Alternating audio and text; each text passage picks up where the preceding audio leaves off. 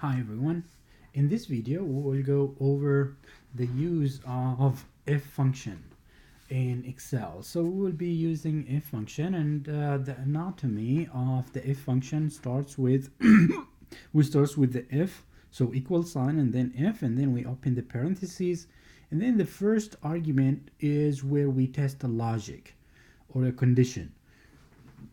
If this logic is true, then we need to put so then we can put a comma, and then we can put what we want the output for this the true output to be in the second argument, and then for the second, and then we put a comma, and then we have the false argument, and then we can put that also in that area. We can, depending on the type of the data, we can, if it is, let's say the output we want it to be in text, then we can put it in quotation mark. If it is numeric, we can just put a number there. So now let's see, and before we move on, also we can use if with an if statement. So in that case, when we have an if statement inside an if statement, then we call that nested if. And also we can use the or and functions as well inside or besides the if statement. So now let's look at some examples that I have prepared for you. Let's look at this example here. Let's say that I have this spreadsheet about the grades for students, and I want to use an if statement to decide, because here we have a threshold that if if a person or a student scored 70% or more in that exam, let's say, then we consider them as they pass. And if they scored below 70, then they are considered to be not pass. So in this case, I need, instead of going through each record, especially if I have hundreds of records, and trying to put pass, not pass for based on each row, then I can just create an if statement that will automatically do that for me. So I will say if, so I'll start with an if this value, the value of this row, is greater or equal to 70, then I will put pass. So you notice that as soon as I put in the first argument, it was the logical test. So this is the condition or the logical that we are testing. If this value is greater or equal to 70, then I'll put a comma. Now you will see that the value, if true, is highlighted after the comma. So now I can just put in quotation mark pass, and then I close that quotation mark. Now I will open the comma to open the false argument. So in the false argument, I will just say not pass, as it said for us here, not pass. Alright, I will close that quotation, and then I will close parentheses and run. Perfect. So now I can just copy and paste this one, and you will see that it makes better sense. So that was if I am using the if statement by itself. What if I have nested if? For example, here I have multiple conditions, and for each condition there is an output. If it is true, then this one. If it is not, if this condition is not met, then I need to go to the next one, and so on. So now I have more than one condition. It's not like here it was yes or no, pass or not pass. It was binary in here. But here I have multiple levels.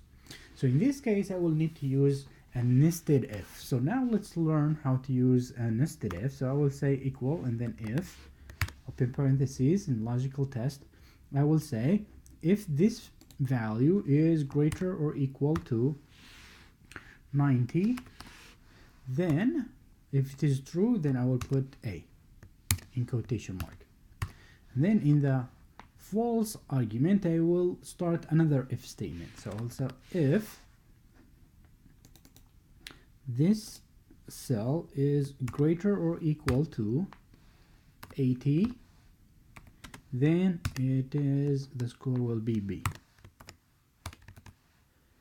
And then in the false argument, I will say if this value is greater or equal to 70, then if it is true, then I will put as C. And then again in the if argument, I will start another if statement. I will say if this value is greater or equal to 60, then if it is true, then it is gonna be a D. All right. Now if it is false, it is automatically going to be, so I'm not going to say less than 60. It is by default. If none of those is correct, then it is just put as an F. So I'll put the F for the false for all of them. Actually, it is only one time, and then I will close the parentheses until I get into the black colored parentheses. Now I'm done. Enter. So now I can just copy and paste this one and drag it to the rest. So now it makes sense. You will see that nobody, actually one failed because they got less than 60. So you get the idea now. So now let's practice by going to my educator. So we will go and practice the if functions. All right, so this one you will need to focus a little because you will need to think, and it's not straightforward, but you will need to think and practice a lot, especially for the assignment and also for the exam. So you will need to practice this as much as possible, as many as possible, many times. So let's go here, and it is good that we are recording this video, that way you can come back and visit it at any time that you are practicing. So now let's look at the first question here. It's asking us to calculate the payment. Okay, so let's see. So the payment okay, oops. So the payment okay using an if function, and that returns yes if the payment income, so this one, is below 43%. Otherwise put it as no. All right, so now let's do that. So I'll say if equals if. So if the payment income is, as they say here, below, less than 43%, then I will put a comma. Now if it is true, they said they want us to put it as yes. If it is false, they want us to say no. No, the payment is not okay. Then close that parenthesis and drag it and copy it for the rest. So now that's the first one. Now let's look at the second question, which is asking us to, for the score is okay to use an if function and return yes if the credit score is at least, that means greater or equal than the threshold credit score. Otherwise return no. So this is also straightforward. So let's say if equal if the credit score is greater or equal to the threshold. So now we need to use that absolute for the row. So the row is number 9. So I'll put absolute or the $sign in front of the 9. So now if it is greater or equal to that threshold, then if the value is true, and I need to put it as yes, otherwise I put it as no. All right, so let's close that guy and drag it. Perfect. So now let's move on to the third question. So the third question is a little bit more tricky. It's a good question that is a little bit of tricky. So let's see. Using the if function, return yes if the down payment exceeds 10%. If the down payment exceeds 10% of the loan amount, or, so now we need to use an or, not use an or, but where it says here, or if the down payment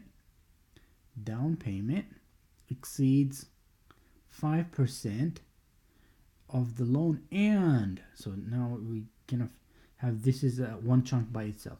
If the down payment exceeds 5% and the payment income ratio is less than 40%. So this is a little bit of tricky, so let's start by fixing it.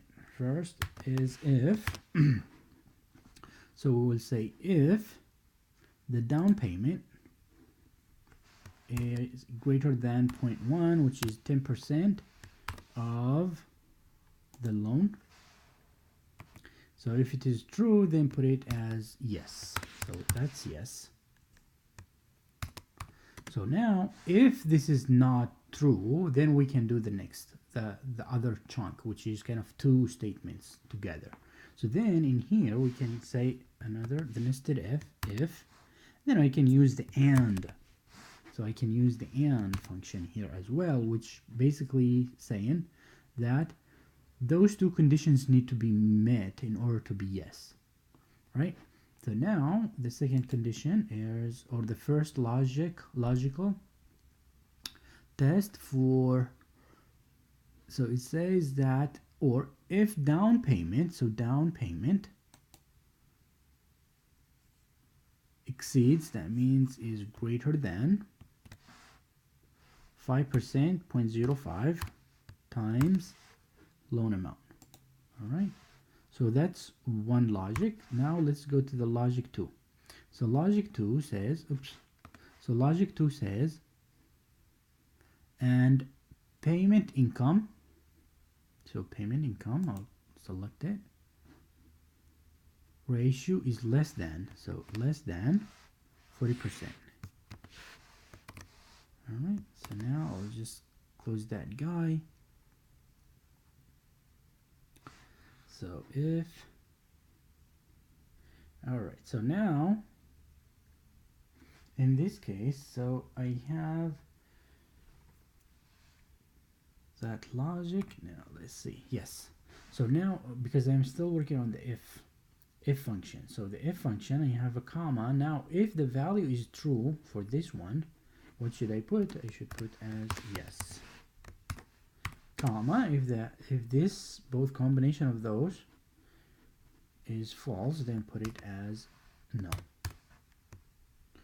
Alright, so now I'll close until I get the black parentheses, so should do it.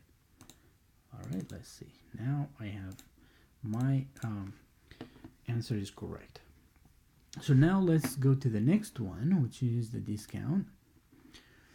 So for the discount, it is asking us to use the if function with an or function as part of the criteria argument. So they want us to return yes if either saving account or auto pay are listed. So otherwise return suggest auto pay. So this is, instead of no, we will say suggest auto pay. All right, so now let's do that. So I will say if, and then or. So basically either this one or this one, this logic one equals yes, and logic 2, this one should equal also yes. All right, so now I'll put a comma. If this is true, either one of those is true, then I will put as yes. Otherwise I will put suggest auto pay, because here they say put suggest auto pay.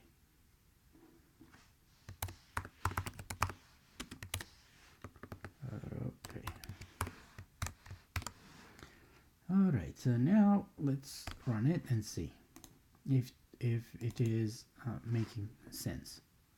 So none of them is correct, so just auto pay. Yep, so it looks correct to me. Perfect. Now let's move on to the next one where it says approved. So now it's asking us to calculate this approved column, so using the if function and with an and function as part of the criteria, as part, not in each part of it. So return yes if the payment okay, score okay, done okay, or yes. All right, and then they said return loan too large if payment okay is no, and return score too low if score okay is no, otherwise return down too low. All right, so this one, basically what we need to do is to do the if first. So we want to see if this guy equals yes. So let's see. So for this one, the first one, we need to use actually the AND function. So if and then AND, because we want all arguments to be true or to be yes in order for the output to be yes. So for logic number one, this one needs to be yes. Logic number two should be also yes. So this logic number three should be also yes. All right.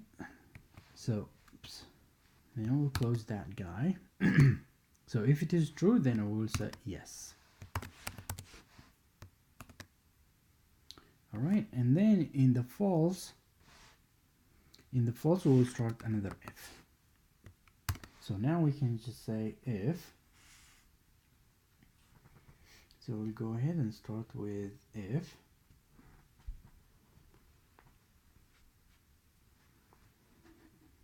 So if this guy equals no, so it says return loan too large if the payment okay is no. If this is no, then we'll say payment, where is it, or loan too large. All right, so now another if. If it is false, I will need another if. So if this one, which is score okay,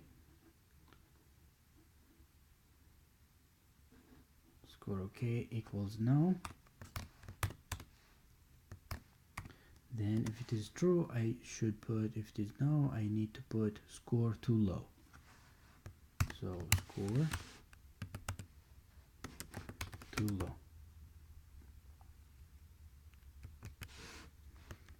All right, and then so if it is false, I don't need to put for this one, because they said otherwise if none of those is no. So after looking at those, then just put where it says loan too large, loan too large. All right, so we already had loan too large. So let's just look at it one more time. So they said return to loan too large if payment okay. All right, is no. So that's taken care of. Return score too low if score okay is no. All right. Otherwise, return down too low. So this is what we want now. So in the false, the last one I need is to put down too low. All right, so let's now close.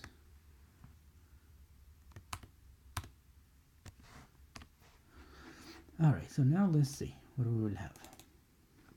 Loan too large, score too low, and so on. So this should take care of it, and let's see and test if those are correct or not.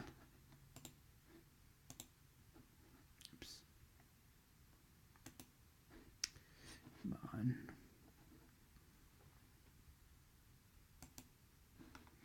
So